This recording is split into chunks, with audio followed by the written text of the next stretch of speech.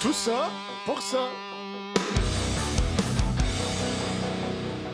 Mais pas le choix de commencer par ce moment d'histoire qu'a vécu le Canada cette semaine. Aujourd'hui, nous avons fait l'histoire. Le Parti populaire est devenu aujourd'hui le seul vrai parti d'opposition au Canada. Le seul vrai parti d'opposition. C'est drôle, j'aurais pas dit ça. Que Maxime Bernier voulait plutôt dire qu'il est à la tête du seul parti avec un vrai trouble de l'opposition. Il est dans son fameux Terrible 2, les terribles 2 défaites. C'est quand même exceptionnel parce que le gars dit qu'on vit dans une dictature dirigée par un tyran et il s'autoproclame opposition officielle après avoir remporté 5 % des votes. Après ça, on dit que la gauche vit dans un pays de licorne. Belle gang de pelleteux de nuages, ces libertariens-là. Évidemment, tout le monde s'est moqué de ça, sauf certaines personnes à Radio X. Mais c'est vrai que Maxime Bernier est un peu la victoire sur... Il n'y a pas beaucoup de gagnants hier. Mais Maxime Bernier fait partie du très peu de gagnants hier. Oui, mais en même temps, s'il a perdu en Beauce puis pas à peu près, là. Oui, mais c'était pas une victoire. Voyons ça là, plus gros, là. Oui, mais c'était pas une victoire éclatante. Il a pas gagné sur tous les tableaux, là. Il y a une semi... C'était un peu comme Trudeau, là. C'est une semi-victoire, là. Venez pas dire après qu'il n'est pas nuancé, Éric Duhem. Non, mais cela dit, je suis assez d'accord. Avec 5 % et 0 députés, il n'y a pas eu une victoire éclatante. C'était une semi-victoire, comme les 32 % et les 159 députés de Justin Trudeau. Un peu plus, puis il nous disait que de toute façon, l'important, c'est de participer.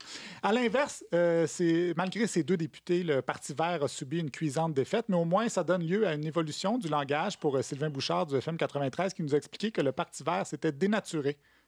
Et là, les wokistes ont pris le contrôle de ça. Je pense que ça se dit wokisme. Ça me surprendrait. 600 millions de dollars plus tard, le tyran wokiste du Canada a été réélu, mais au Québec, on continue d'être sous le joug de François Legault, ce qui désole Claire Sanson du Parti conservateur du Québec. Là, le tsarisme, là, ça va faire. Le tsarisme, ça va faire. Et Éric Duhem va faire le saut d'apprendre qu'il a recruté une bolchevique. En tout cas, c'est à cause de gens comme le tsar Legault que le journaliste Guy Bolduc, anciennement de TVA, a quitté le Québec dégoûté par les mesures sanitaires.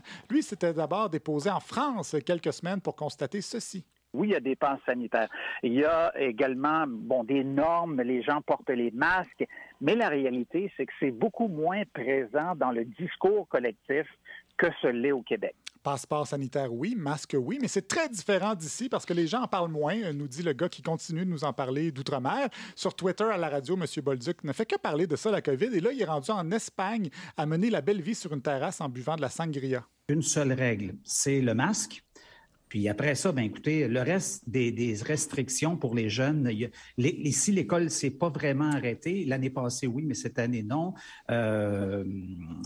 Ils ne s'empêchent pas de vivre, puis il n'y a pas de police au coin de la rue qui te dit « mets ton masque », ça n'existe pas ici. Ben oui, en Espagne, les écoles n'ont pas fermé, sauf l'année passée, ce qui est très différent d'ici, où les écoles n'ont pas fermé, sauf l'année passée. Et aussi, contrairement à ici, la police vous attend pas au coin de la rue si vous ne portez pas de masque dehors. Mon Dieu, ça, je rêve à ça. Je suis tellement tanné de me faire arrêter par la police. C'est l'enfer. Tout ça pour dire qu'en France, en Espagne, c'est rigoureusement pareil comme ici. J'imagine qu'il essaie de se faire croire qu'il a bien fait de nous quitter pour un monde meilleur. On lui souhaite quand même de se faire plein d'amis australiens dans une auberge de jeunesse et de les perdre rapidement parce qu'il leur parle rien que de la COVID tout le temps.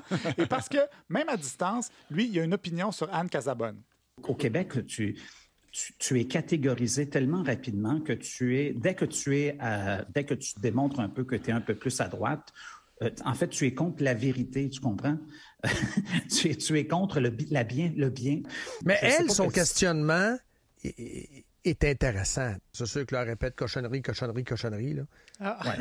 Ça, c'est son opinion à elle. Je vous rappelle qu'Anne Casabonne a écrit un long statut pour dénigrer le vaccin à plusieurs reprises, comme le résumé Sophie Durocher. Je vais te le résumer. Marde.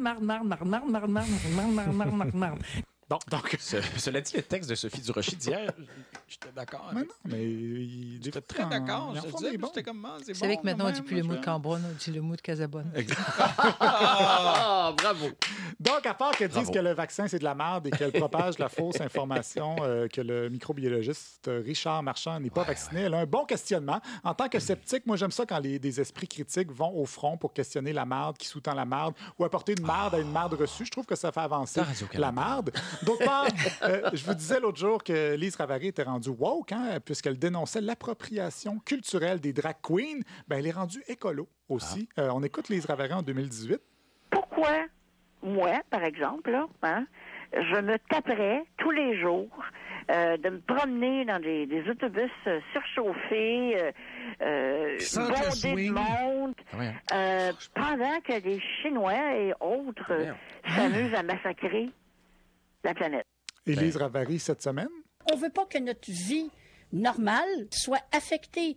Puis, généralement, on va finir ça en disant écoutez, le jour où les Chinois régleront leurs problèmes de charbon, de pollution de charbon, nous autres, peut-être on va y regarder. Sauf que ça marche pas comme ça. Ben non. Moi, ça me remplit d'espoir de voir ce genre d'évolution-là. À force d'expliquer aux gens, ils finissent par comprendre. Il faut arrêter de leur parler aussi comme des enfants aux gens. Et ça, il n'y a personne qui le dit, sauf le Doc Mayou qui est tombé sur une animatrice qui riait de jokes enfantines à la télé. Comment il... Elle trouvait ça drôle.